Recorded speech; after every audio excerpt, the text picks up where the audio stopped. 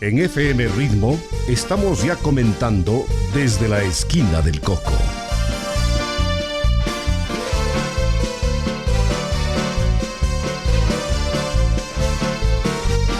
Desde la esquina del Coco, el pulso de la ciudad que palpita fuerte en los hechos y personajes que han forjado nuestra realidad. Bienvenidos a esta nueva cita en la esquina del Coco. Viene el Taytaybabura, se irradia ante tu luz. Ibarra, la más querida de las bellezas de mi Ecuador. Cuna de arte, cuna de vida, cálida y linda, tierra de Dios. Siempre orgullosos te cantaremos, Ibarra, leyenda y tradición. Saludos amigos, bienvenidos a la esquina del Coco. Hoy estamos ya en este programa con Jorge Luis Narváez para conocer más de su actividad, de sus realizaciones y de sus sueños. Una demora involuntaria, Jorge ha sufrido un pequeño accidente al venir a la emisora en su motocicleta, él ya lo va a explicar. Y aquí estamos ya para conversar en este espacio especial. A Jorge Luis, ¿quién no le conoce? En lo personal ha sido 2 veces mi vecino, primero en el barrio de San Agustín, calles Maldonado y Flores, en donde estaba la casa de mis padres y la de sus abuelos. Por cierto, familias unidas por una gran amistad.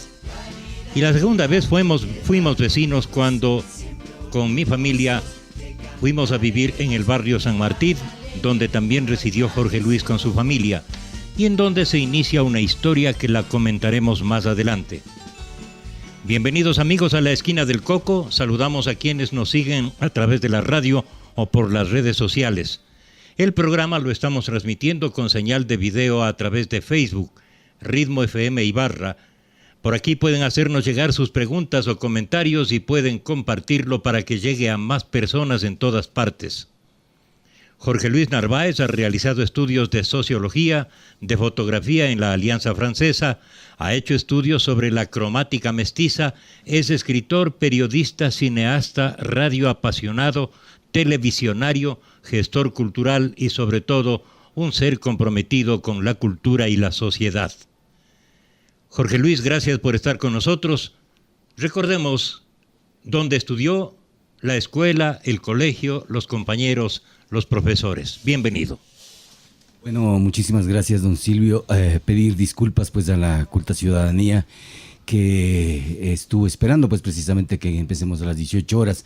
Un pequeño accidente en esta ciudad que está con muchos huecos hizo que me demorara y tuviera que arreglar un asunto mecánico. En lo personal estoy completamente bien y refiriéndome concretamente a su pregunta, Silvio, bueno, en verdad lo que hace usted referencia con respecto a las vivencias de Ibarra, sí, fuimos vecinos en 2 ocasiones y precisamente en el barrio donde crecí, donde después nos desarrollamos desde la infancia y la adolescencia.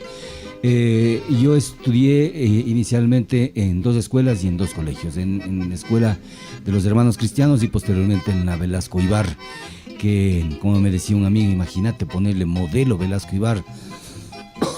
Nos reíamos porque hay cárceles modelos y entonces ponerle a una escuela modelo presidente Velasco Ibarra siempre era, aunque sí las escuelas sí de alguna manera son cárceles, pero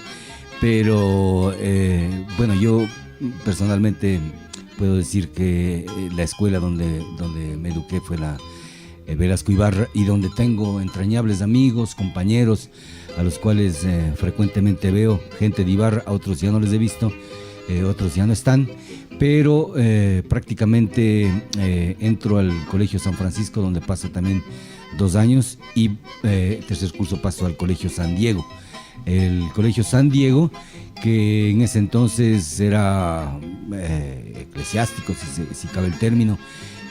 Resultaba todo un desafío porque inicialmente cuando yo llego al Colegio San Francisco, después de haber tenido buenas notas de aprovechamiento en la escuela, pues al entrar al colegio uno entra en edad, entre comillas, del burro, y las fiestas, las amigas, los pequeños vicios, las aventuras que se desarrollan en el transcurso de la preadolescencia, pues surgen en mí como flashes de lo que realmente acontecía. Y bueno, y me convierto en otro vago más, pues que estaba dedicado a disfrutar de la vida, y dejé los estudios así de una manera consciente, como el buen alumno, pues ya dejó de ser buen alumno y se dedicó un poco a ser farrero.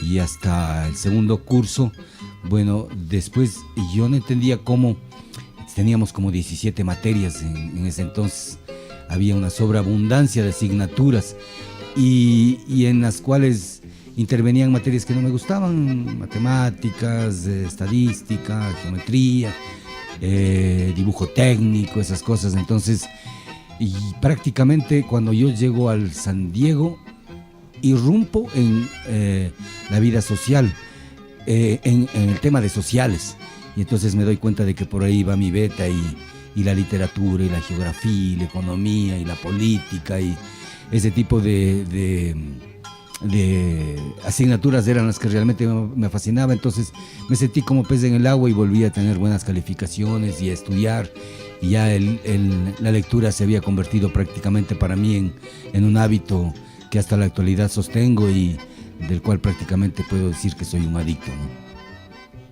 Eso en breves rasgos. Pero bueno, en todo este tiempo, desde la escuela y el colegio, Ibarra siempre para mí resultó fascinante, porque antes de la visita de las jorgas, como se denominaban hasta ese entonces, claro que ahora tienen otro estilo, ¿no? Pero siempre existen.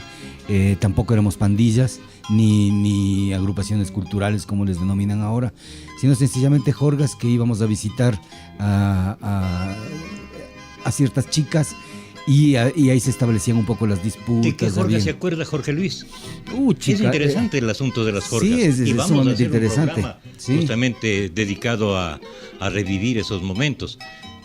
Bueno, yo recuerdo concretamente que habían los faquires juniors. Los faquires todavía existen, ¿no? Claro, los faquires juniors que eran, recuerdo, desde Santiago Portilla, el Gringo Christiansen, el Pipas, habían los mismos, el Chiquito Portilla, y ellos hacíamos nosotros las competencias. No teníamos bicicletas de cross, eran todas bicicletas de acero, como clásicas, y aún así hacíamos pues prácticamente este tipo de competencias de cross, ¿no? Estaba el Caloso, algunos que eran buenos, y nosotros de acá en cambio éramos los urbanos, porque ellos vivían en la ciudad de La Jardín, entonces competían con los Tigres, que nosotros acá éramos del Carlos Jauregui, el Antonio Cabezas, el Francisco, algunos amigos que bueno, teníamos bicicletas y paseábamos por la ciudad de un modo divertido, entretenido, competíamos, y pues no, aunque no éramos profesionales ni teníamos todas las facilidades que ahora tienen, subidas, rampas, bicicletas, cascos, manillas, tobilleras, coderas, todo. Antes nosotros nos caíamos, nos resbalábamos, y como ahora mismo pues la cantidad de huecos en la ciudad no permite que el tránsito realmente en Ibarra es un caos. Ahora caos. Especialmente. Sí. Lo que pasa es que siempre se ha considerado que el tránsito, o sea, aquí somos los reyes de la doble fila, del uso del celular mientras se conduce. La gente no respeta ni bicicletas ni motocicletas, y a veces las motocicletas son muy audaces. Bueno, en general el control tiene que ser, para poner multas sí son los reyes, pero para para organizar el tránsito. Y también yo pienso que no debería dejar la Policía Nacional. Un mea culpa de los conductores, de los ciudadanos que muchas veces no hacemos caso de las leyes, de los reglamentos, de la señalización, etcétera, ¿no? Pero Ibarra está empedrada de semáforos y cuanto. Sí, eso sí. Basta con que sea una ciudad en su parte central en cuadrícula. Ese es un problema grave porque las intersecciones de las calles vienen cada cuadra, ¿no? Exactamente. Entonces, no sé, al dar la vuelta a la manzana, usted se puede demorar tranquilamente 30 minutos. Deben poner alguna solución.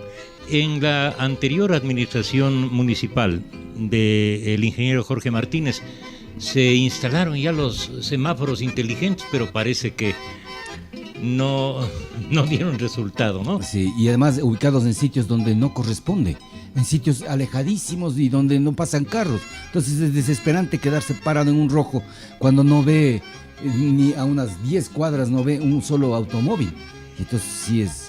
Bueno, ojalá eso se solucione en algún momento. Y debemos ser... Jorge Luis, ¿desde cuándo usted se involucra en el campo de la cultura? Preparando este programa nos había comentado que recorrió todo el país con un pintor famoso, desgraciadamente ya no está, Gonzalo Endara Crow, y usted hizo fotografías para él. Sí. Cuéntenos. Bueno, él conseguí este trabajo a través de una amiga que me había sugerido que vaya a visitarle pues al padre que era Gonzalo Endara Crow, que él necesitaba un investigador de campo. Y claro, cuando yo me presenté, él recordaba que yo alguna vez hice un comentario de su obra delante de él en una galería en las Torres de la Colón. Entonces me dijo, con mucho gusto, yo sé que usted puede ayudarme.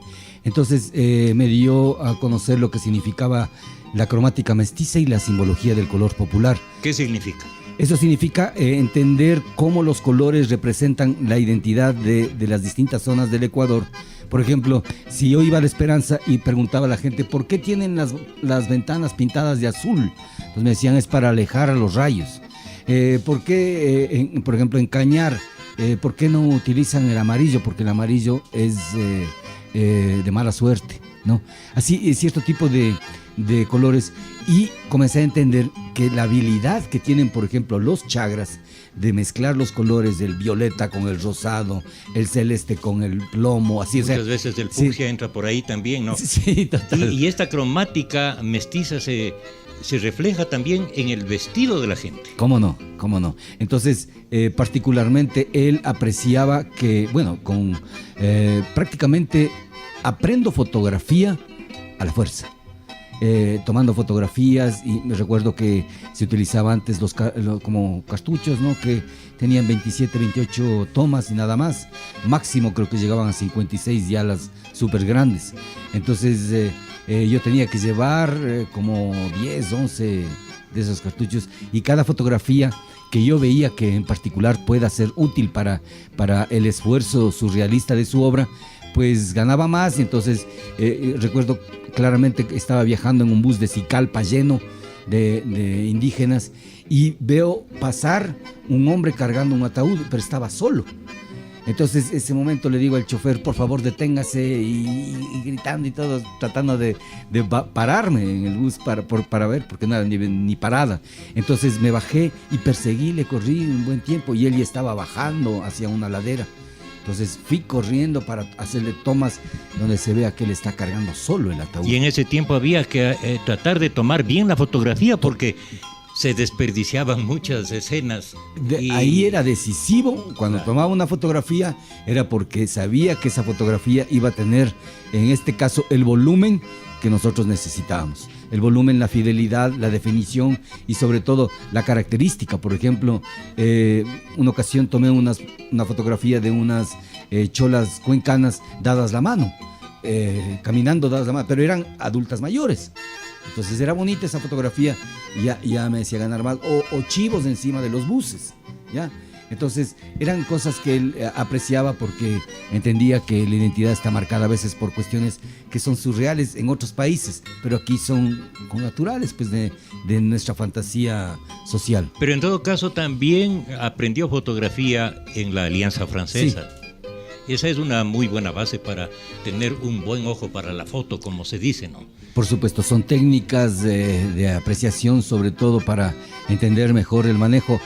Se aprendía fotografía porque el proceso para revelar, para todo ello, era también grande, o sea, lento y difícil. Claro. Entonces, ¿Qué le gusta más, blanco y negro o color? Yo sí el color prefiero mucho más. Pero en ese negro. tiempo, pues, de lo que usted nos cuenta, en el tiempo del cual estamos hablando, había que mandar a revelar.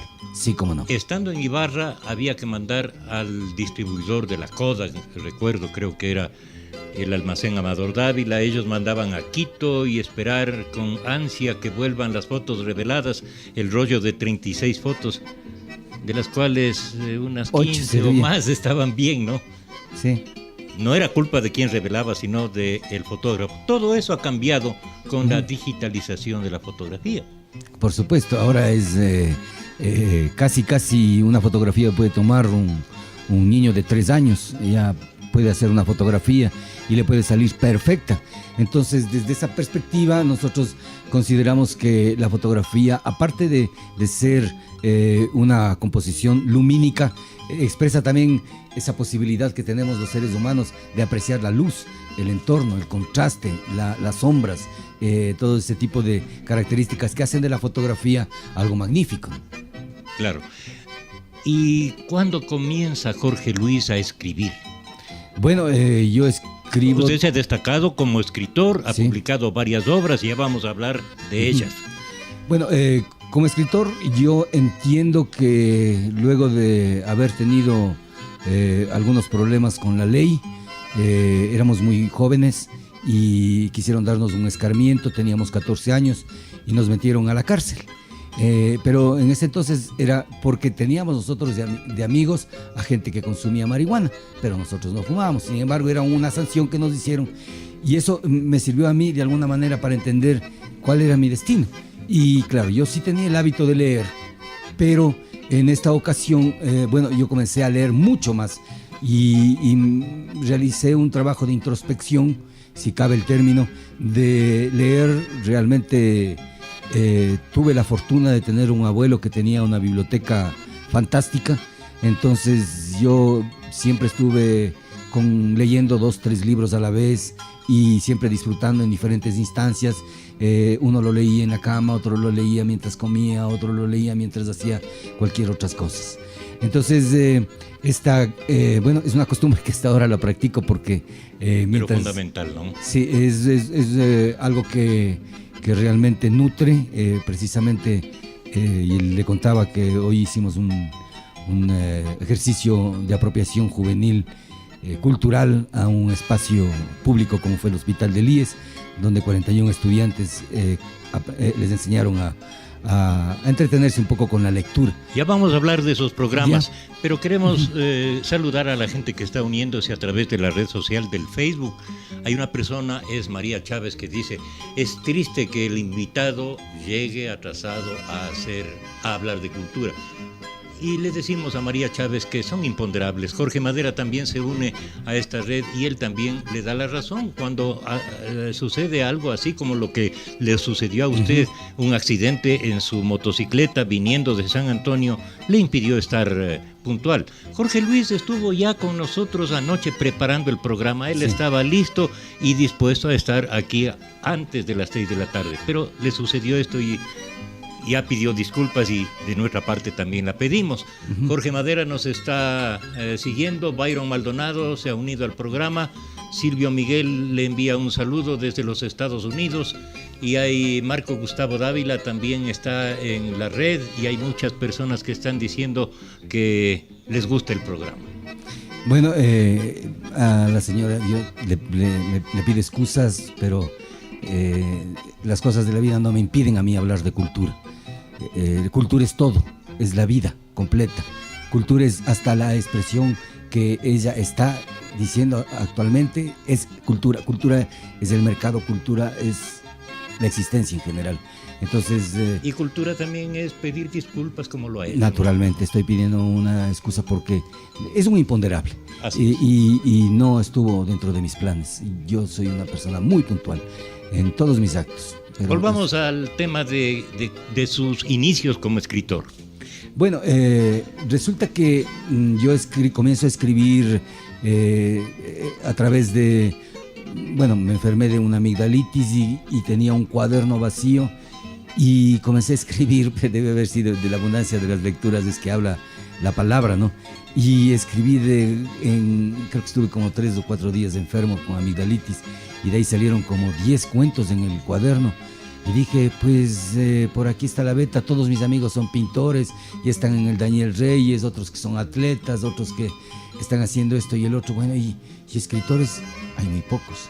Y me gusta, y tengo un primo, Iván Flores, que también quería ser escritor y bueno, también había esa necesidad de decir las cosas, que es tan intensa esa necesidad de poder comunicar, de poder narrar situaciones, circunstancias, personajes que valen la pena contarla, ¿no? Y a inventar historias que uno puede recrear a través de las historias que le cuentan a uno, de las cosas que lee, las referencias personales, los conocimientos que se adquieren. Entonces recuerdo que fui con un artículo al diario La Verdad y ahí estaba Monseñor Leonidas Proaño y me dice, ¿en qué le puedo servir? Le digo, padre, quiero que me publique este cuento. Y no es un cuento, es un artículo que se llamaba La vida es una aventura. Y leyó y me dice, ¿por qué no escribes pues semanalmente? Nosotros te damos un espacio.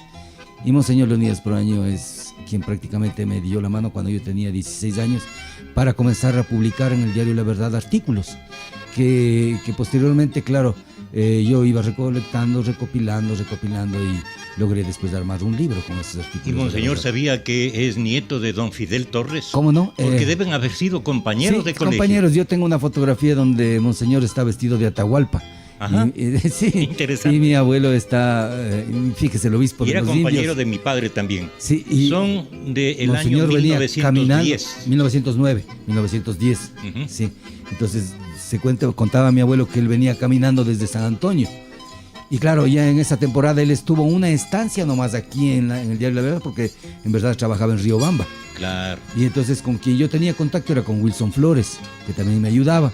Y comencé a publicar. Después hubo una revista que me pidió un artículo así largo acerca de qué es lo que pensábamos los jóvenes acerca de Dios. Y pues yo tenía mi beta mística, había estudiado algunos santos no santos, ¿no? Un zapatero que era un místico, Jacobo Bohm, Walt Whitman, que tienen referencias a Dios, ¿no? Desde una perspectiva distinta. Leía Nietzsche, que era el anticristo, pero él filosofaba a martillazos. Él decía que el último cristiano murió en la cruz. Pero claro, a uno le inteligencia leer estos filósofos tan lúcidos y profundos, ¿no? Y es así. Como, bueno, prácticamente estoy desde los 10 años trabajando hasta que a los 26 años Enrique Ayala me dice a través de... Me cuente Lugo Larrea Benalcázar, me dijo el Enrique Ayala, que tienes artículos que son verdaderamente poéticos, no tienes cuentos por si acaso como para publicarte un libro. Y ahí pues decido, sí, yo tenía unos 10, comienzo a hacer una selección y presenté 7 cuentos y sale Los tatuajes de Lola Cupén, que tiene una historia singular. ¿Qué contiene Los tatuajes de Lola Cupenda? ¿Y por qué ese nombre de Lola Cupenda? Bueno, Lola Cupenda, primero porque hay un grupo sueco que se llama Embryo. Y hubo un primo que vivía en Guayaquil que me trajo de regalo este disco. Y había una canción que se llamaba Nina Cupenda. Y yo me preguntaba, Cupenda, porque gritaba Nina Cupenda y se alargaba. Y cuando yo decidí, buscaba un tema en especial como para realizar un cuento, y no encontraba, don Silvio, porque uno cuando está en ese afán de inspiración y sabe que tiene la capacidad de escribir poesía, prosa, y no le sale el tema, yo buscaba un fenómeno, algo distinto, algo especial. No quería un cuento que empiece desde había una vez hasta vivieron felices, sino que quería algo más contundente. Y recuerdo que Miguel Arcos, un amigo, me dice, Jorge Luis, yo tengo un cuadro que me gustaría que veas, y que se llama La Bestia Seminal. y quisiera que veas para que me des tu opinión. Porque yo en ese entonces también ya hacía críticas de los cuadros de mis compañeros, de mis amigos. ¿Arcos era su compañero? Miguel Arcos no, pero era mi vecino y éramos amigos, Miguel Arcos. Entonces voy a su casa y veo un cuadro donde era una especie de monstruo enorme en forma de mujer que tenía infinitas, o sea, una cantidad enorme de senos desde donde amamantaban hombres y de cuya vagina aparecían un desfile de personas. Era un monstruo fabuloso, una especie de, como él decía, la bestia seminal.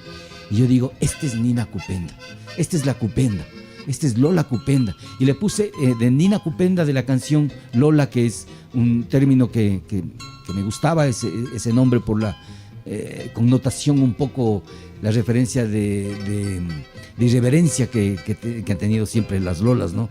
Entonces Lola Cupenda lo mandé así. Y a partir de eso, bueno, yo gano mis primeros 5,000 sucres que me paga el Banco Central por haber publicado en Letras del Ecuador después de haber participado en un taller de literatura. Mi primer taller de literatura.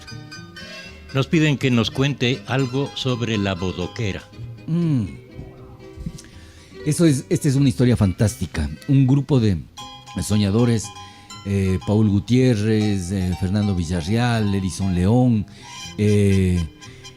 muchísimos artistas como Marco Vaca, que ahora han descollado en el mundo de las artes de una manera fenomenal, el mismo Miguel Arcos, fotógrafos y todo. En ese entonces éramos incipientes artistas que estábamos tratando de crear nuestra personalidad, que en lo posterior sería la definitiva.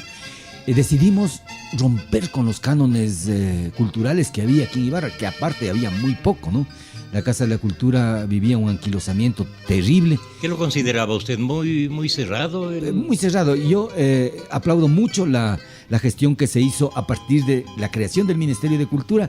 La Casa de la Cultura de Ibarra se transformó, se volvió en un ente dinámico, ágil, propositivo. Pero antes era una reunión de abogados que se dedicaban a otro tipo de cosas. La cultura a su manera. A su manera, exactamente. Nosotros decidimos hacer una cultura ciudadana mucho más irreverente quizás, pero con una propuesta de acercamiento y aproximación a los jóvenes, a la ciudadanía. Por ejemplo, salíamos... A la realidad. A la realidad. Salíamos y poníamos grandes pósters que creábamos en talleres especiales. Nos dedicábamos 2 días en esas fundas de no basura, de las fundas de azúcar. Entonces le pedíamos a Janssen que nos dé esas y nosotros sacábamos en una revista que publicamos en el Diario del Norte y que favorablemente, fíjese, don Silvio, con esa revista yo le envié a Agustín Cueva Dávila. Él trabajaba en la UNAM, Universidad Nacional Autónoma de México, y él nos hace participar en un concurso del editorial Siglo XXI y nosotros, la revista Bodoquera, gana el premio a la mejor revista de Latinoamérica por su originalidad, porque era escrita a mano, con papel, el papel empaque y escrita y publicada en el periódico. Y tenía dibujos. ¿Y cuál era el contenido literario? El contenido era de distinta manera. Eran los escritores, poesía del fallecido Paul Gutiérrez. Había los dibujos de Miguel Arcos, los textos de Pablo Osvaldo Vega, de Marco Vaca, las pinturas de mi hermano. Y en fin, éramos aproximadamente unos 25, 30 y salíamos pues a las calles y organizábamos rituales ciudadanos, hacíamos happenings, instalaciones, andábamos por ejemplo en los eventos sociales con bodoqueras. Porque si usted recuerda los sánsicos, que es una generación, ellos utilizaban Pucuna. Pucuna había una revista que se llamaba, y Pucuna es la cerbatana. Entonces, en nuestro tiempo, lo que servía era la bodoquera. Y servía para nosotros lanzar en medio de actos solemnes cartuchos en forma de... Claro, la utilizábamos en el colegio también. La utilizábamos nosotros para mandar mensajes, poesía, mandábamos dibujos, mandábamos focos ocultos, nos dedicábamos a repartir hojas volantes, teníamos vinculación, algunos de los compañeros tenían ya vinculación con los Alfaro Vive, otros no, otros eran evangelistas. Bueno, en general éramos un grupo bien multiforme, bien distinto, y me siento muy orgulloso de haber participado con ellos de todo un proceso de revitalización cultural. Ese proceso debe haber causado un shock. Un shock total, ¿sí? Porque, la música punk no sonaba aquí, es Paul Gutiérrez, que nos trae todos los Sex Pistols, toda esa generación un poco sedicionaria. Y bueno, nosotros lo que hicimos fue publicar, por ejemplo, estas revistas. Nos ayudó Ramiro Buccelli a publicarlas. Tuvimos 2 números, hicimos algunos homenajes, pero después ya comenzó a sentirse precisamente esa ambivalencia de los grupos, en los cuales, si bien se sostiene la capacidad de ser agrupación cultural, casi siempre cada cual busca sus destinos, ¿no? Y se va buscando, diversificando, bifurcando las relaciones, tanto individuales como colectivas. ¿A usted le gustó ese camino y siguió en el campo de la literatura? ¿Publicó otros libros? ¿Cuáles son?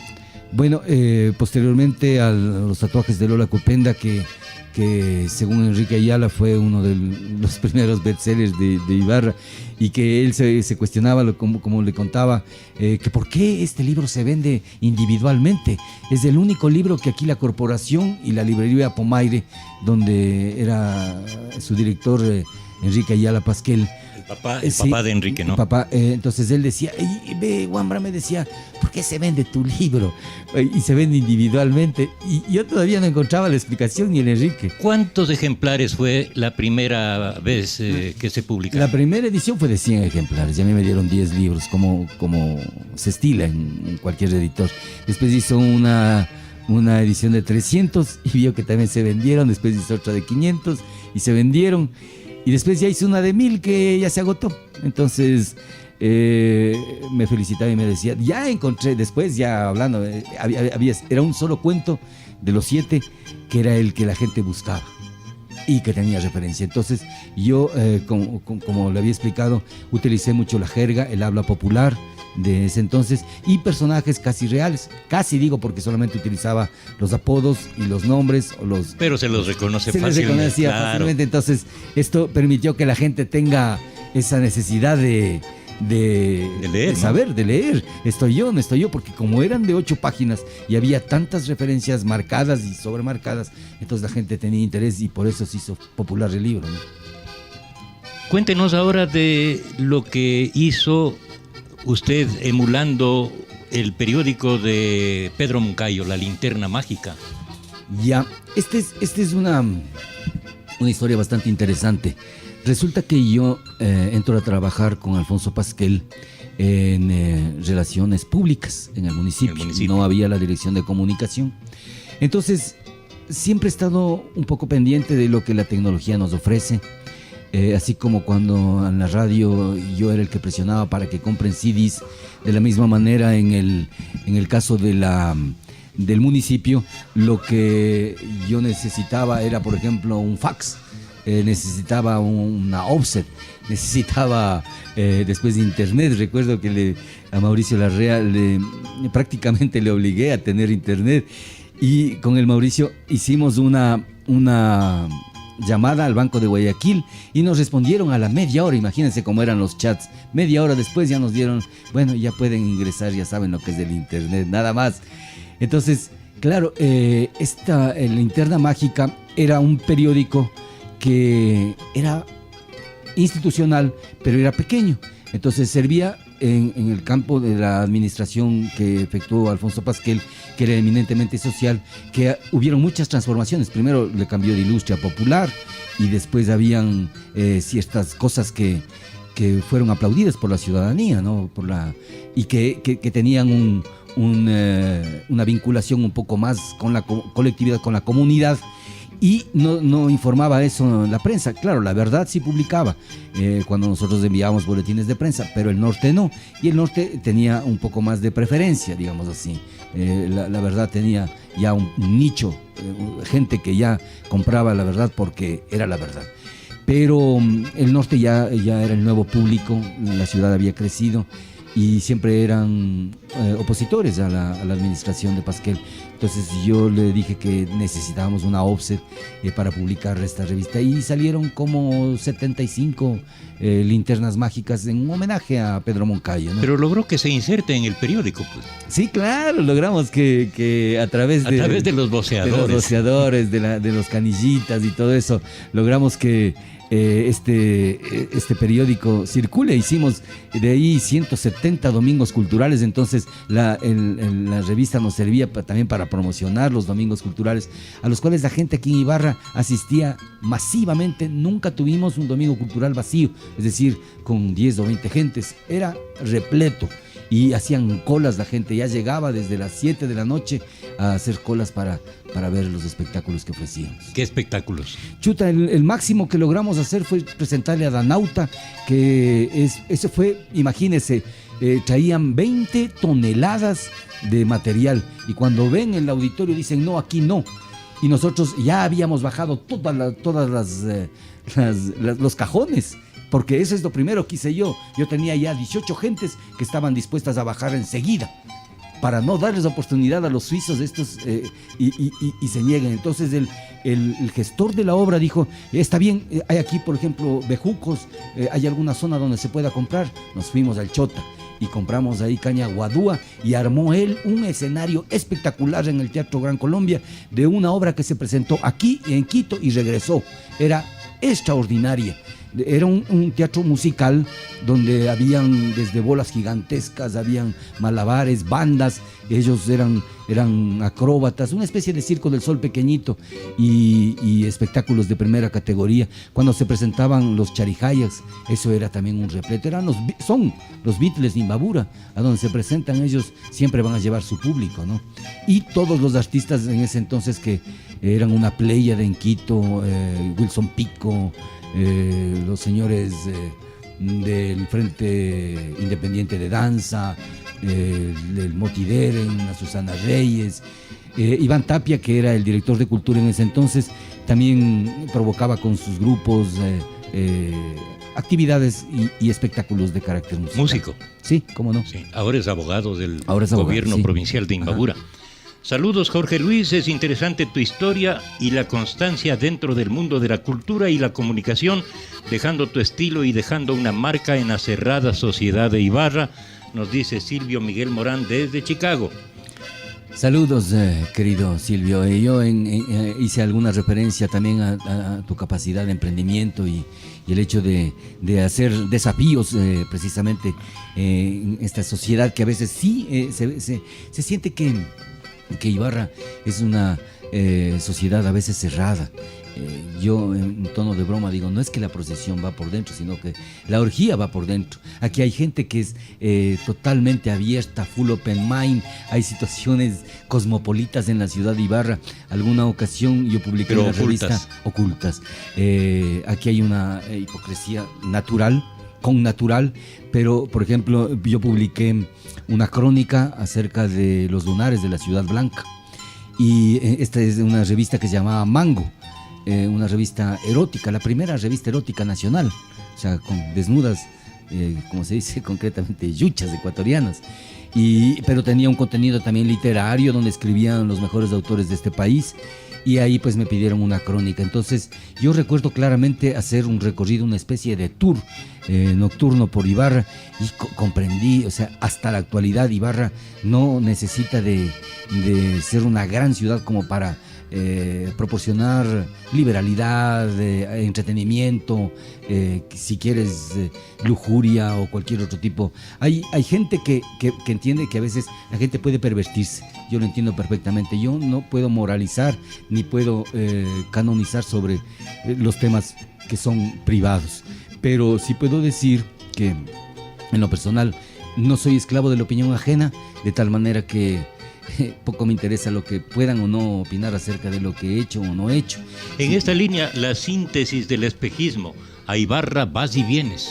Sí, esta fue una necesidad, porque la frase de Rafiko Vaca, ciudad a la que siempre se vuelve, se convirtió en una especie de maldición, no solamente para mí, sino para muchísima gente. Chopin Termes, que es un musicólogo que creó el concepto ñanda mañachi, él me decía: yo cada vez que llego al aeropuerto recuerdo Ibarra vas y vienes. Me dice siempre así, ¿no? Pero porque parece que de ahí nació sobrenombre de Barrabás que lo usó Sí, usted, ¿no? Yo Ahí comencé a Barrabás. utilizar, sí, ahí Barrabás, comencé a utilizar como correo electrónico, entonces decían que es peluznante, ve.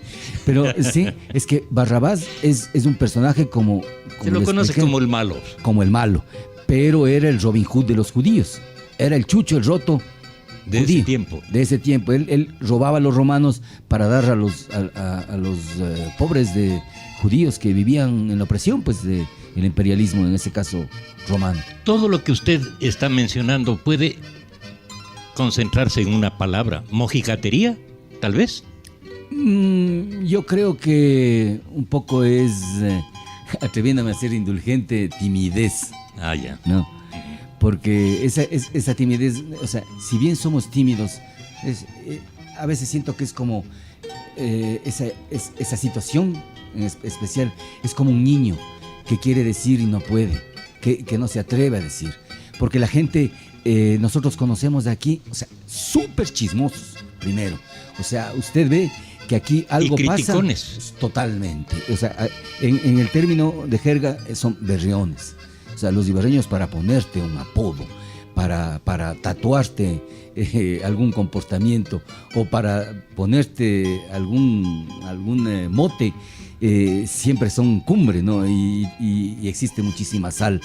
El humor es una cosa bastante... Bastante seria, como bastante dicen. seria en Ibarra. Aquí se le toma el pelo a un poco de gente. Pero en Ibarra también se ha dado una situación muy grave y muy rara, los pasquines. Ujú.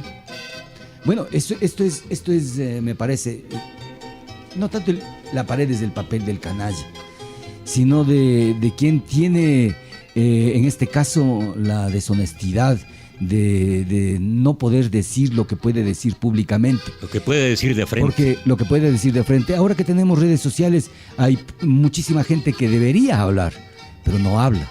Hay muchísima gente que en lo personal, yo los comentarios más fuertes los hago a través de Twitter, porque es una red que me parece más democrática, donde la cobertura es distinta a la de Facebook, no es tan edulcorante, es mucho más profesional, tiene vínculos más interesantes y además cuentas mucho más personales. Entonces, si yo me quiero referir concretamente a algún personaje famoso y le quiero hacer una crítica, puedo hacerle directamente, no como Claro, en Facebook. y va con su nombre. Exacto. Claro. Entonces, esa es responsabilidad.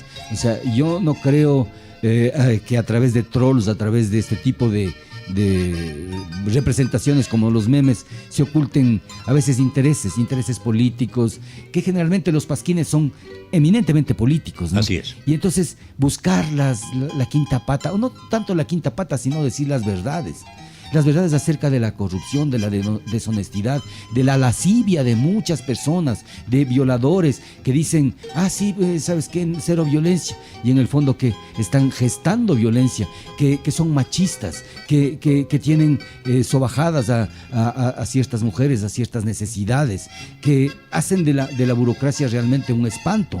Es decir, hay gente que no admite sus errores.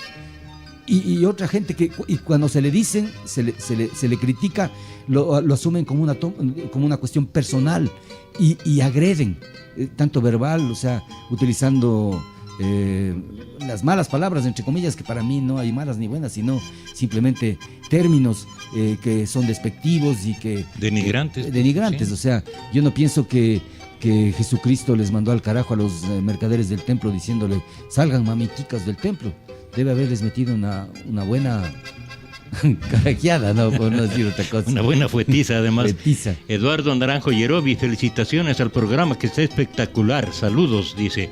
También Ivette Yacelga está viéndonos, Bocha Dávila está viéndonos en Estados Unidos.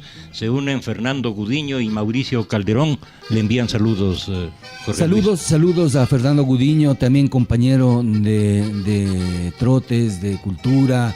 Él es un cineasta también.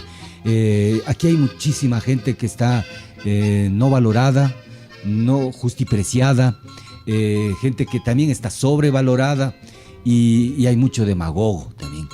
Gente que piensa, ofrecen cosas y y a la postre no es importante, sobre todo a ciertos políticos me refiero, no es importante que usted esté trabajando como loco para que la gente vea lo que está haciendo, sino lo importante es que usted se vincule más a la colectividad. O sea, yo veo que hay otras personalidades políticas, pero no me gusta la avidez con la que están trabajando. Es decir, esa necesidad a veces casi urgente de llegar al poder para hacer trafacías, ¿no? Entonces, yo pienso que si bien en Ibarra existe, todos nos conocemos, sabemos de qué pata cojeamos, sabemos, o sea, hay ese dicho tan popular, ¿no? Todos tenemos rabo de paja. Así es que prácticamente tanto esa conexión que había antes, que era mucho más intensa cuando había el Gran Colombia, la Retreta, y salía la gente a pasear alrededor del parque, era un sistema de vida un poco más comunitario, más barrial. Por eso es que comencé a escribir yo, mientras estaba viviendo en Quito, estos pequeños fragmentos que se llaman Mi Viejo Barrio, donde tenía la necesidad de decir que en cada cuadra, usted, si se pone a pensar en cada cuadra, usted tiene una memoria, usted tiene un referente, usted tiene algún personaje conocido. Había amigos que me decían, ¿sabes qué? Ahora en Google es chévere, porque cogemos el mapa y decimos, ¿sabes qué? Aquí hice la morra, aquí no hice, aquí me emborraché, aquí hice esto, aquí hice lo otro. Y entonces ya se ve con perspectivas diferentes, ¿no? Ya vamos a hablar de Mi Viejo Barrio. Uh-huh. Porque quería preguntarle, ¿desde cuándo usted vino al mundo de la radio? También ha hecho radio. Ajá. Y se volvió radio apasionado. Ajá. ¿Desde cuándo? ¿Por qué? Yo tengo un tío locutor. Ahora ya no lo ejerce. Y él me llevaba pues a la CRI. El Andrés. Y para mí siempre fue fascinante. La CRI era la radio de su barrio. Claro, entonces, y como a veces jugábamos con el Silvio, a pesar de que eran menores, ya era gente de mi barrio que estaba ahí. Entonces, entrar a la CRI era bien natural, ¿no? O sea, claro, se entraba y no habían puertas cerradas, no habían tantas seguridades como ahora. Y claro, para mí la radio siempre fue interesante, pero no me había decidido nunca por la radio. Voy a vivir a San Martín y al frente de mi casa había la Radio Continente. Entonces mi amigo era el Fernando Báez. Entonces yo creo que estaba en 5º o 4º grado y él estaba en el Jardín de Infantes. Y yo le cogía al Fernando y le llevaba a tocar con esas mandolinas, esas flautitas. Esas flautas grandes con teclado. Y él ya sabía, ya era un diestro. Y yo les llevaba a la escuela a presentarle a mis amigas de la María Angélica Hidrobo para que vean este músico amigo que tengo yo. Y claro, a través de él yo entro a la radio y con Eduardo Lara me dice, ¿y tú tienes música? Porque tu tío debe tener. Le digo, yo tengo mi propia música. Entonces dice, trae para que pongas. Me dice, ¿no quieres hacer un programa de radio al mediodía?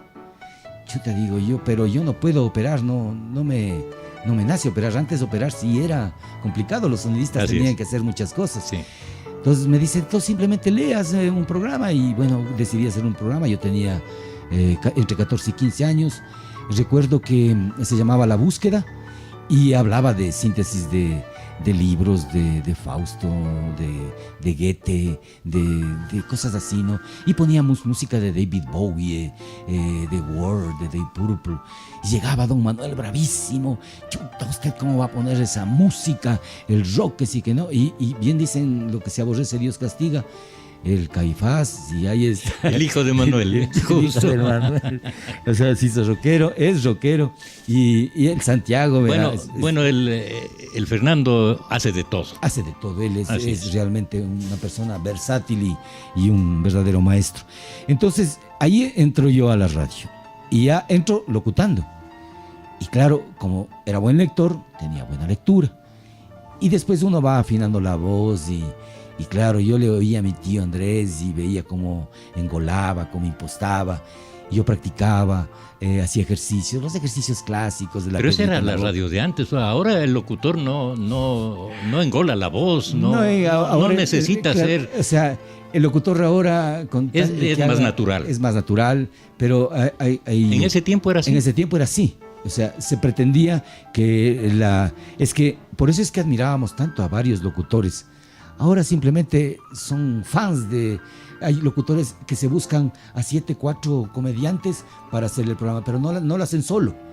O sea, buscan solamente escudarse en el chiste, en la broma, en el berreo, en la crítica, y a partir de eso... Es el show de la palabra. Es el show de la palabra.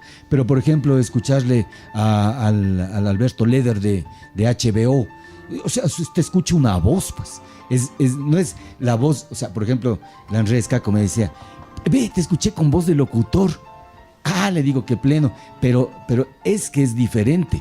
O sea, yo estoy hablando y estoy tratando de comunicarme en mi programa, y mi programa tiene una característica.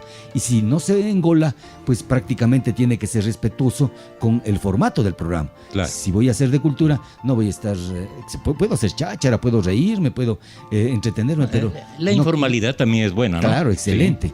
Sí. Es más, me encanta, pero no me va a servir de palestra política. Yo no quiero andar en chismes, no quiero hacer de mi programa una variedad de acontecimientos copiados, o gente que lee el periódico para informar. No, mi programa tiene investigación, tiene radioarte, yo soy un radio apasionado, creo en el diexismo, que es básicamente el nombre correcto para decir el amor a la radio, diexismo. Y tengo el gusto y el orgullo, con humildad, de decir que soy uno de los 3 capacitadores de entiflología radial, que es locutar con ciegos. Bueno, ya nos saltamos algunas cosas de la radio. Ajá. Con Jorge Luis, porque de Radio Continente, ¿a dónde pasó? Fui a estudiar a Quito, estudiaba francés porque tenía una beca para estudiar sociología en Francia, entonces tenía la necesidad de estudiar francés. Ahí es cuando estudié también fotografía, y comencé a trabajar voluntariamente como voluntario en Teleonda Musical, que era la frecuencia modulada de la radio musical, que era la favorita de Quito. Era pelucona. Pelucona, totalmente, pero era... Solo música instrumental, jazz y claro, o sea... Nada cantado. Nada, ¿no? Cantado, y además ni hablado. Uh-huh. Entonces...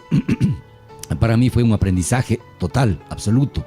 Ahí conoció mucha música. Mucha música. Imagínese estar ahí 4 horas sin necesidad de buscar ningún otro entretenimiento. No teníamos computadora, y entonces eran los libros, era la música, era el poder estar satisfaciéndome concretamente de la música, ¿no? Mire lo que es la tecnología. Alguien nos dice, dele más agüita, el vaso ya está vacío.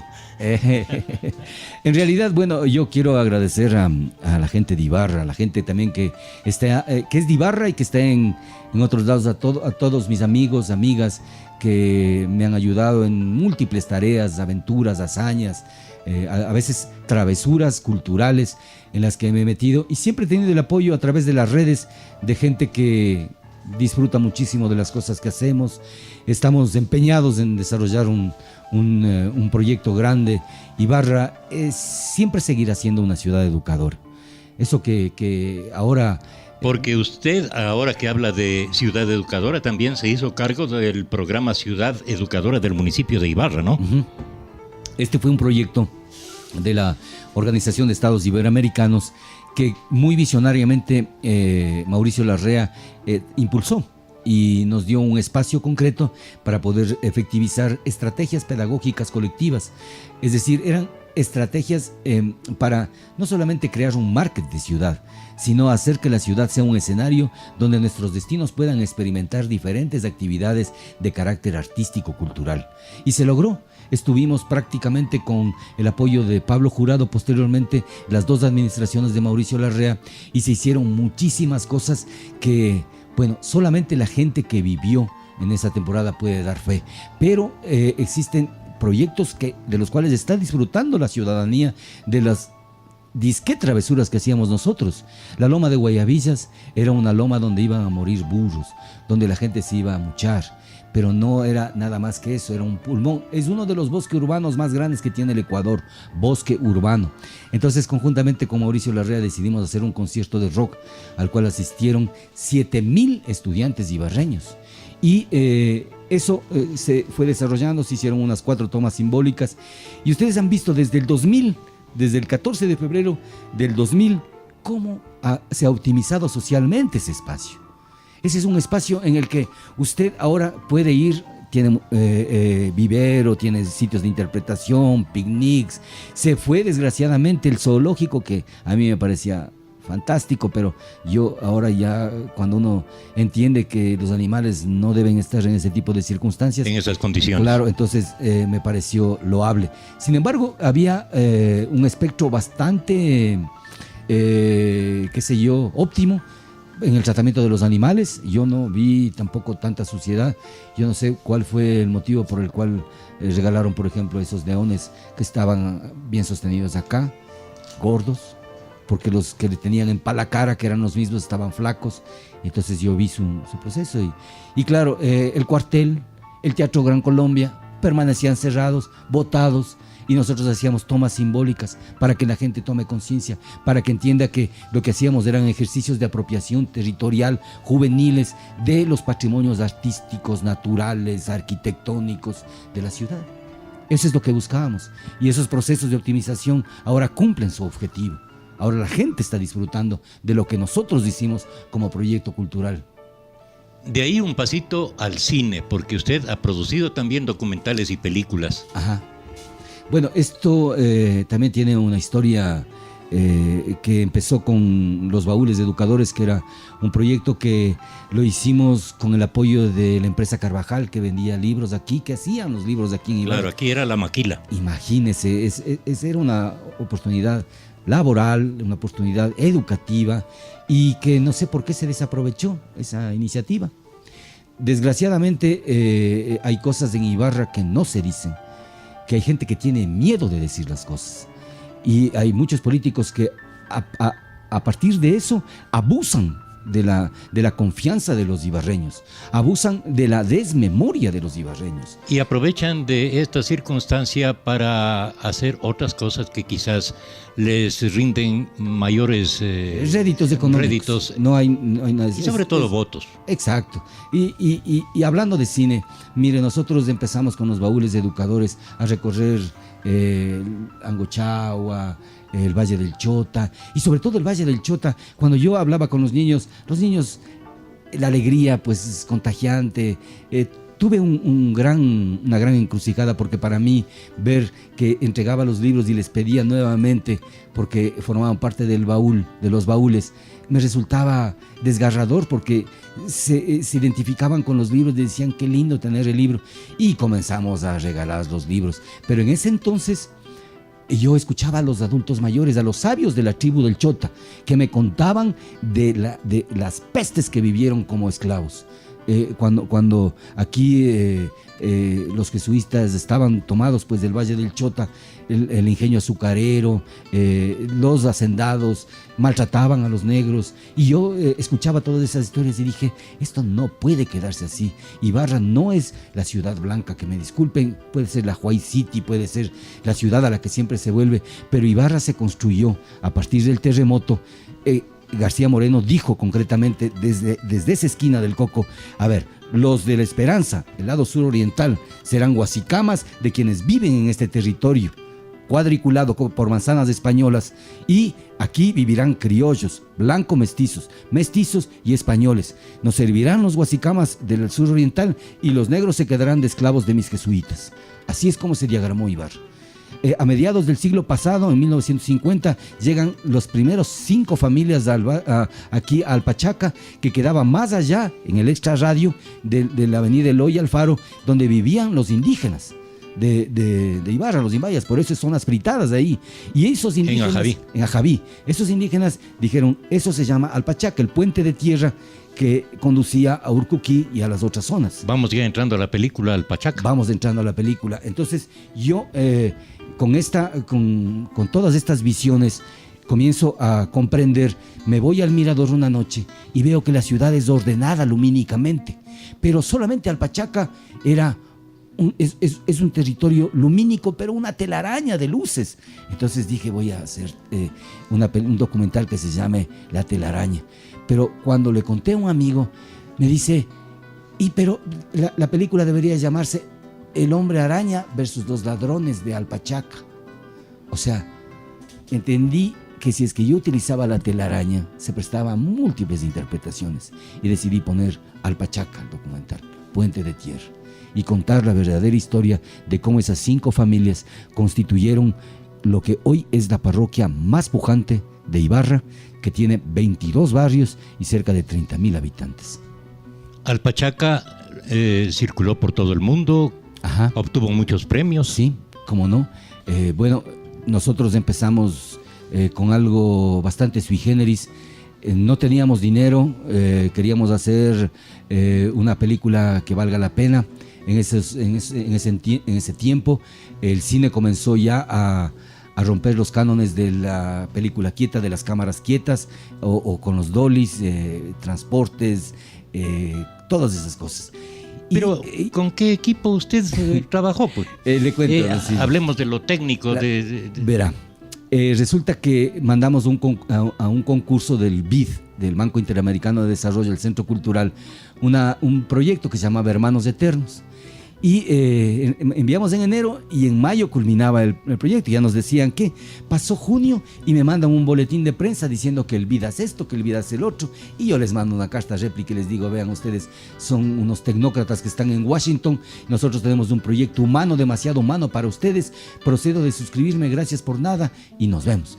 A la media hora ya tenía yo una respuesta de la presidenta del BID Juventud, Isabel Álvarez, que me decía, por favor, su carta es bastante honesta, mándeme el proyecto a mí. Le enviamos el proyecto y a las 2 semanas teníamos ya los $10,000, con los cuales el municipio logra adquirir una cámara de alta definición pequeña, pero que ya tenía todas las características de una gran filmadora y con la cual se podía, por la definición, por la filmación y por la calidad de la textura cinematográfica, ser una película ya. Uh-huh. Y ahí emprendimos ya otra propuesta, que es la que derivó en Alpachaca, que mandamos sin avidez, sin ese afán.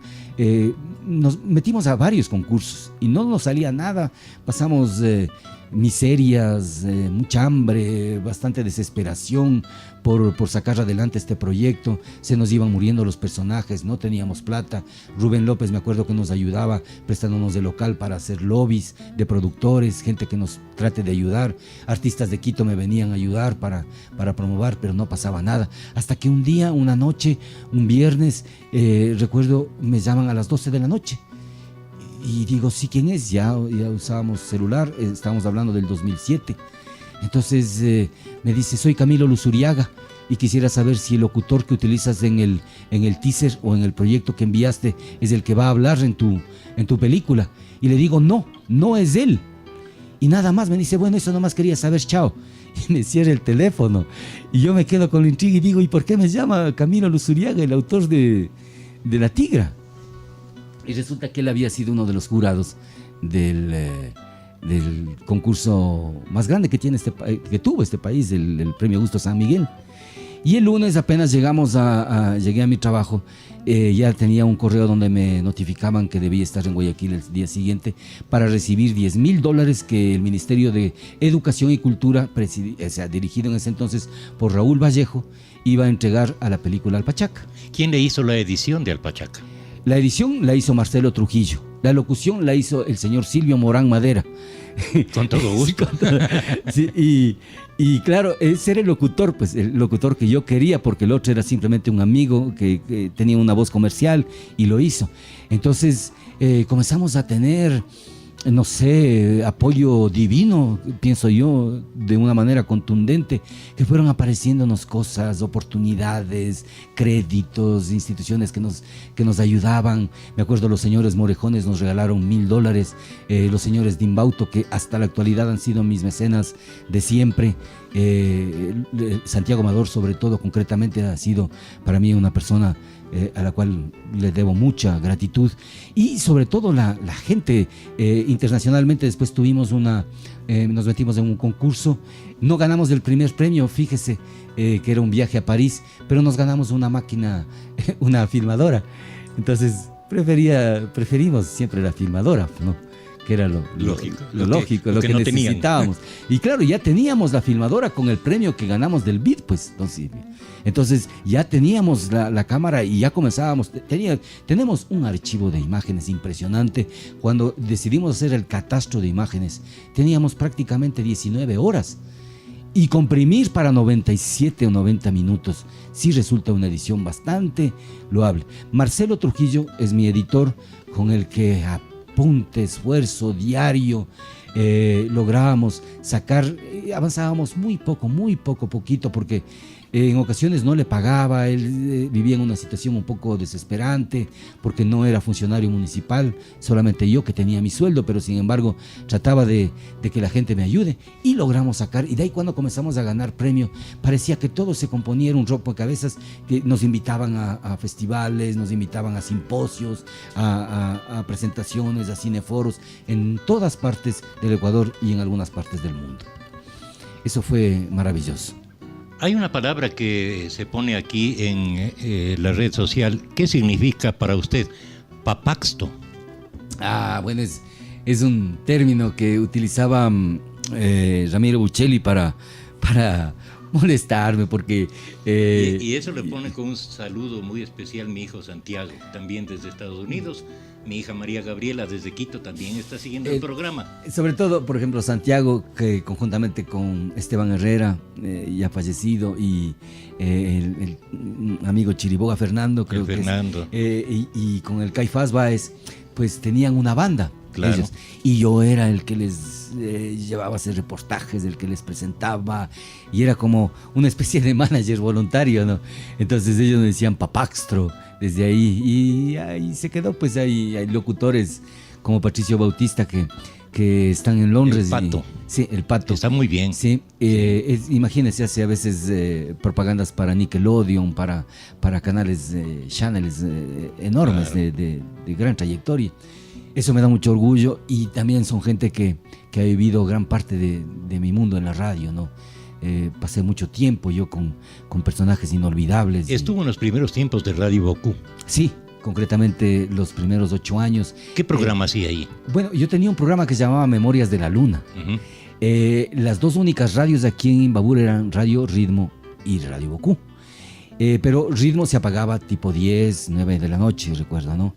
Con una despedida bien inolvidable, porque para mí es, algún momento le contaré algo, porque hay un proyecto de una novela y donde aparece pues este final de Radio Ritmo, que era la CRI, ¿no? Claro, entonces, hermana. Sí, hermano. Y Memorias de la Luna era un programa que me dejó hacer el Osvaldo Zurita. Me dejó hacer, digo, porque era un programa un tanto polémico, porque comencé ya con poesía erótica, con términos esotéricos, leí el tarot así virtualmente, comencé a poner ya rock, tenía transcripciones de Radio Nederland, de La Voz de Alemania, de Radio Francia Internacional, de Radio Exterior de España. Entonces era un programa variadísimo y tenía 3 horas. Hay mucha gente que a veces se me acerca y me dice, recuerdo hace poco un tipo agresivo, grandote, barbado, me dice, se acerca y me dice, vos eres Jorge Luis Narváez, chiquito has sido, vos. Me dice, pero es que la imagen que uno se crea en, claro, la mente cuando escucha radio es otra. Pues. Sí, y entonces él enorme, gigantesco, con barbas, y dice, ¿sabes qué? Por tu culpa yo soy artista. ¿Quién porque, era? No recuerdo el nombre porque no se presentaron, ¿no? No se presentó, simplemente me dijo, vos eres tal y cual, y te digo que yo escuchaba religiosamente tu programa. Religiosamente, mantuve como 6 años Memorias de la Luna, imagínate. Y ahora volvió a la radio, primero a la radio de la Asamblea Nacional, allí hizo Los Ratones de Biblioteca. Ratones de Biblioteca.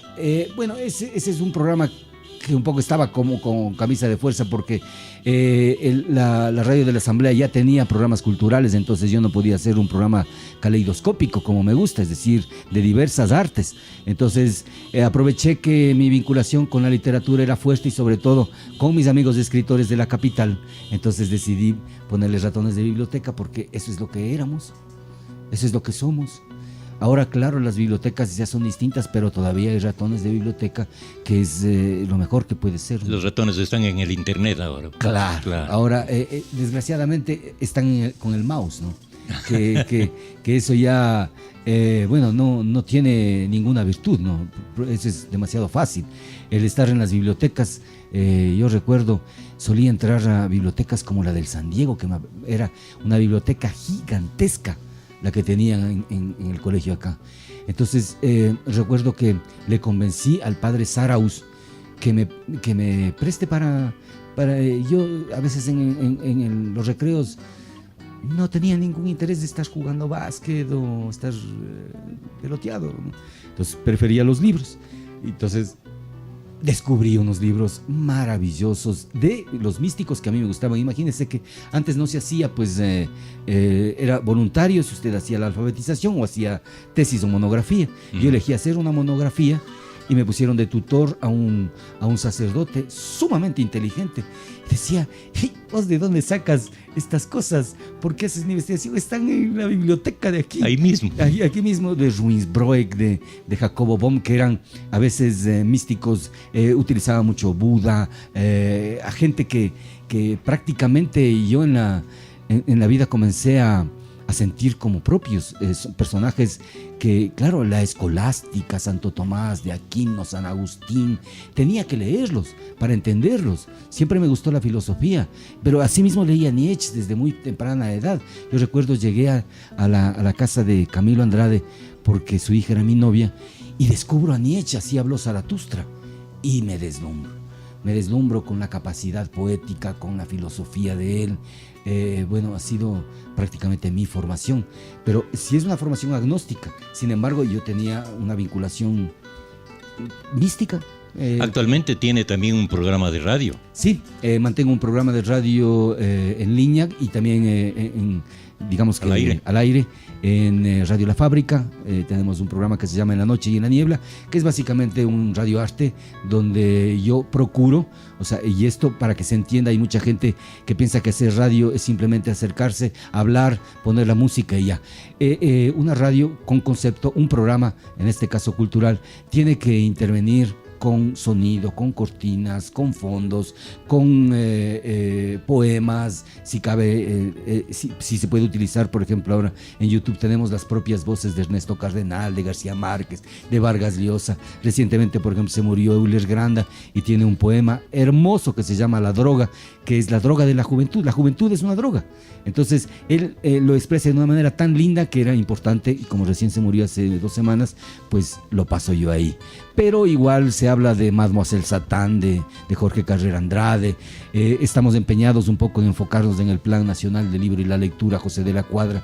Yo soy un funcionario del Ministerio de Cultura y yo no percibo más salario que el que me corresponde a mí, y está entre mis actividades pues hacer este tipo de programas que no tienen afán de lucro y que lo que buscan es fortalecer la relación cultural con la colectividad. Volviendo a los libros publicados por usted, La Muñeca de Najurungo ganó el primer premio latinoamericano de literatura narrativa.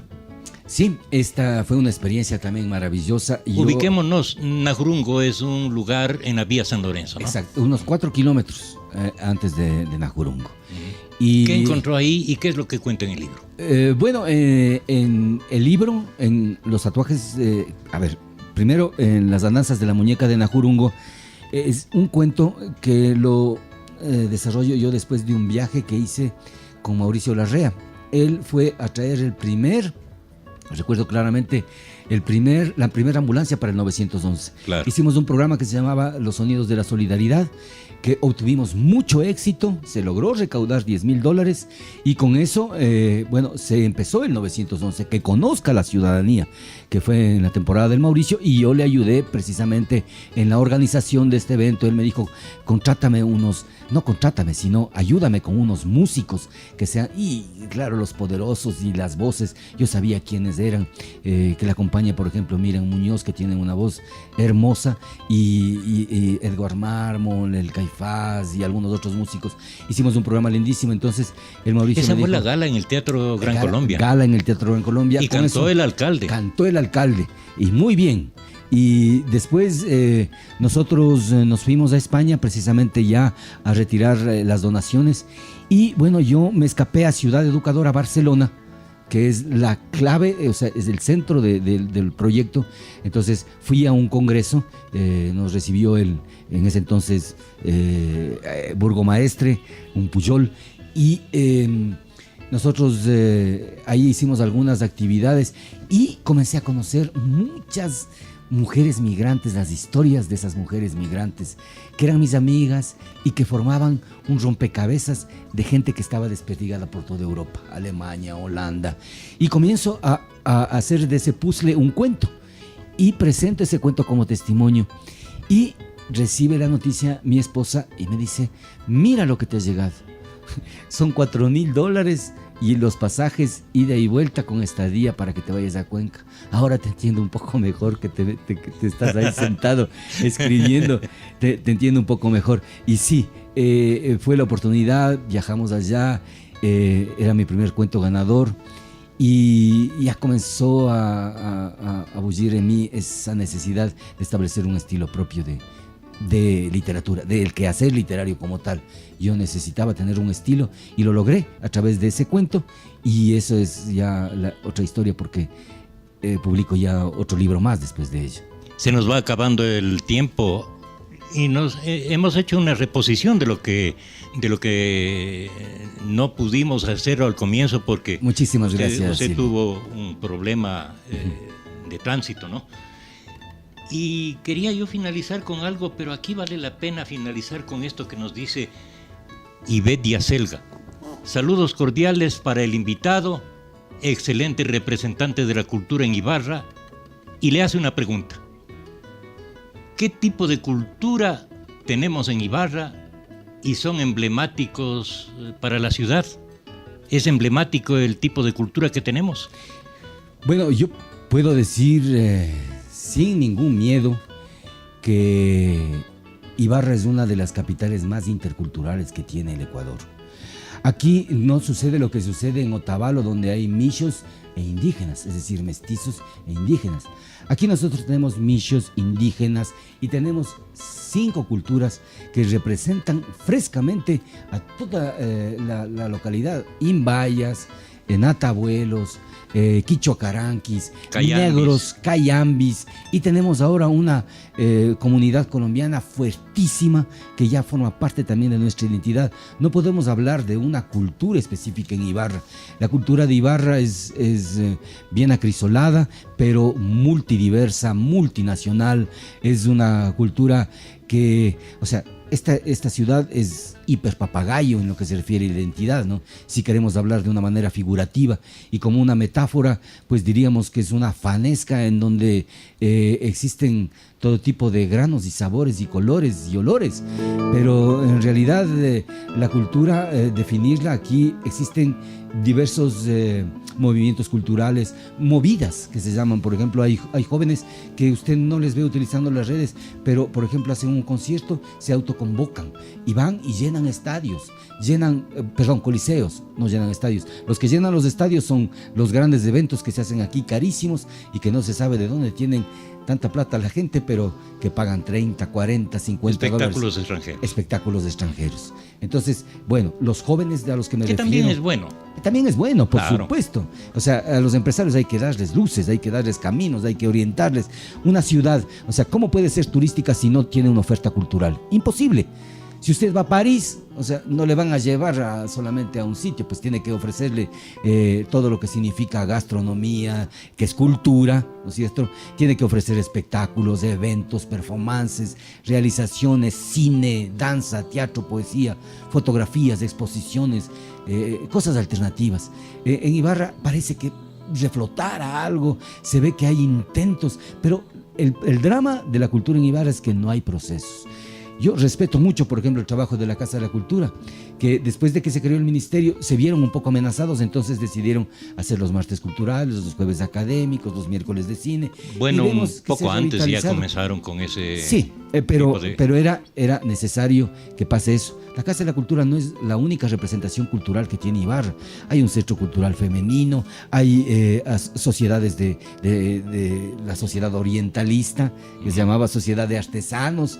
Por ejemplo, esa Sociedad de Artesanos era una agrupación de distintas tendencias políticas que lo único que buscaba... Muy importante, que lo único que buscaba era que de las distintas tendencias políticas se vaya uniendo la gente. La cultura en Ibarra es multidiversa. Es un caleidoscopio. Imagínense que en la Sociedad de Artesanos había una imprenta en donde se publicaba, se editaba El Ferrocarril del Norte, un periódico de ese tiempo maravilloso.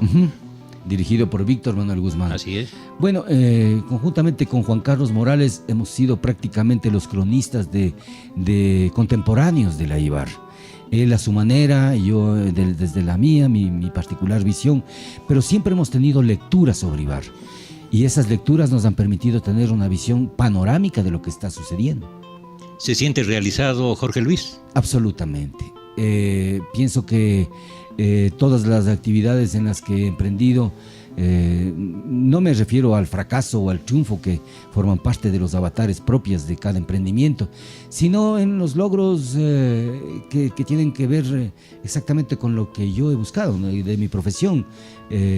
Familiarmente también me siento realizado, profesionalmente hago lo que realmente quiero, lo que me gusta. Entonces siento que me he realizado, he escrito 5 libros, he realizado 4 películas, han tenido premios. Esencia ganó un premio de mejor narrativa visual en la Universidad de Columbia frente a 200 portentosos cortometrajistas. Y bueno, eso sí me es estimulante y pienso que bueno, vendrán nuevos logros, nuevos desafíos igualmente. Ahora tenemos algunas tareas, muchas ilusiones y a veces... Pero vale la pena la última que está usted emprendiendo, la Cronopia. Esa es una maravilla, que también tiene sus propios avatares. ¿Qué es Cronopia? Cronopio es un término que utilizó Julio Cortázar en un libro que se llama Los cronopios de famas y esperanzas. Entonces, los cronopios son aquellos a los que no se les comprende mucho, pero que sabemos que tienen una genialidad específica. Y los esperanzas son aquellos que saben que son y tienen esperanza de cambiar. Los famas ya son los que se creen demasiado y piensan que todo lo saben y que hay muchísimos en el mundo. Entonces, este término utilizamos Belén, que es la que está dirigiendo Belén Rodríguez, la Casa Cronopia. Mire que empezamos en un espacio hermosísimo, pero intereses económicos nos obligaron a abandonar eso y nos acogieron en la Casa que Baila, en Muyacán, Paco Salvador. Ahí estamos funcionando. Mañana hay un concierto del Terry Pazmiño. Tenemos procesos, porque con procesos culturales es lo que se puede trabajar. Usted no puede decir, a ver, empecemos con esta cosa. Ahora se dan cuenta de que era importante los procesos como ciudad educadora, cuando utilizamos participación ciudadana y cultura. Por eso es que Martínez, cuando llega y acaba el proyecto Ciudad Educadora, a través de sus asesores, no entiende cómo estaba divorciado la comunidad con la cultura. Y era precisamente eso, porque nosotros hacíamos un chasquido de dedos, manejábamos la información y teníamos el público que queríamos. Los conciertos de rock, imagínense que aquí nunca se logró dar un concierto de rock, nunca se logró acabar uno solo. Y decidimos con los muchachos rockeros, los concejales, las autoridades, el intendente, la policía, hacerles entender que esta es una cultura. Se desarrollaron 15 programas apoyados totalmente por Pablo Jurado, que entraba a los conciertos vestido de negro, como nosotros. Y él entendió que los partes policiales eran cero novedad al finalizar los conciertos. ¿Qué es lo que pasaba? ¿Cuál era el prejuicio con respecto al rock? Ahí se entendió básicamente que era una subcultura, pero esa subcultura también forma parte de todos esos muchachos que usted les ve ahí, que supuestamente son satánicos, que andan borrachos, vestidos de negros, melenudos. Lo que están esperando es llegar a la casita para tomarse la sopita de la mamita y descansar en paz. Nada más. Son inofensivos. Son gente que simplemente le gusta el metal. Y entonces son procesos a los cuales hay que visibilizar. Ahora simplemente se mezclan las cosas, se organizan programas, ¿no?, donde se tiene un objetivo, ¿ya? Pero no hay esa sensación de crear conciencia, de valorizar los espacios públicos. Nosotros hicimos aquí, en el Parque Pedro Moncayo, la primera presentación de un circo aéreo en la historia de Ibarra. Fuimos los primeros en traer un globo aerostático que salió desde el Torreón. Entonces hay cosas que uno debe no olvidar y recordarles a las autoridades que tienen la responsabilidad, el compromiso con la ciudad, de hacer que esta ciudad sea nuevamente un ejemplo, porque Ibarra hace algunos años, cuando nosotros estábamos no dirigiendo, simplemente lo que estábamos era estimulando a la colectividad a que hagan cosas. Ahora simplemente se organiza el programa y ya, es esto y usted tiene que asistir y ya. No hay participación. Y se paga al artista de donde quiera que sea. De donde quiera que sea. Cuando nosotros trajimos de los monólogos de la vagina, fue un escándalo, don Silvio, traerle la obra de Eve Ensler acá. No, o sea, yo dije, ¿sabes qué? A mí denme un mes como para promocionar. Porque si no, o sea, la sociedad, como hablamos, ¿no? Es importantísimo que la gente sepa de su sexualidad, que se desabotone el cerebro y diga, esto es lo que yo necesito. O sea, hay mujeres que mueren teniendo 8 o 5 hijos, que mueren sin conseguir un orgasmo, que ni siquiera conocen su órgano sexual. Entonces, este tipo de obras lo que buscan es concienciar a la gente, reflexionar. La vida es una larga reflexión y una larga paciencia. Entonces, yo creo que, no sé, me extiendo mucho, quizás soy demasiado apasionado, pero yo pienso que hay una responsabilidad con Ibarra. Y la responsabilidad, porque nosotros tenemos todo. Imagínense, yo tengo una historia, una investigación. Hay un historiador, Edouard de Flournoy, que escribe sobre la historia inca. Y él habla y dice que los incas mataron a los indígenas, a los imbayas y a los caranquis, porque tenían un feo vicio, que es la pereza. ¿Ya? Pero no era eso, porque la gente de aquí no quería construir fortalezas.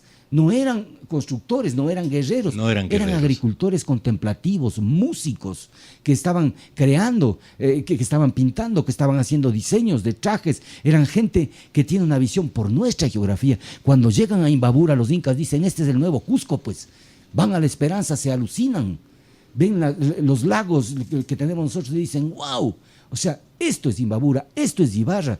Nosotros estamos desperdiciados, tenemos mucho por ofrecer y podríamos ser la ciudad más proactiva culturalmente. Y en ese tiempo habrían hongos en la Esperanza para la llegada de los incas. Pues yo pienso habrán probado. Sí. Ellos debieron haber conocido, eso está dentro de los ritos chamánicos que existen, esa veta turística que por la mojigatería de Ibarra se perdió. Y ahora, claro, en todas los books de los viajeros, de los mochileros, estaba la esperanza. Y vaya a comer hongos, pruebe, investigue, sepa que es algo natural, que es un proceso, es un rito. O sea, es difícil entender, para muchos es una droga que hay que tocar, pero para otras personas sirve para experimentar y conocer una otra realidad.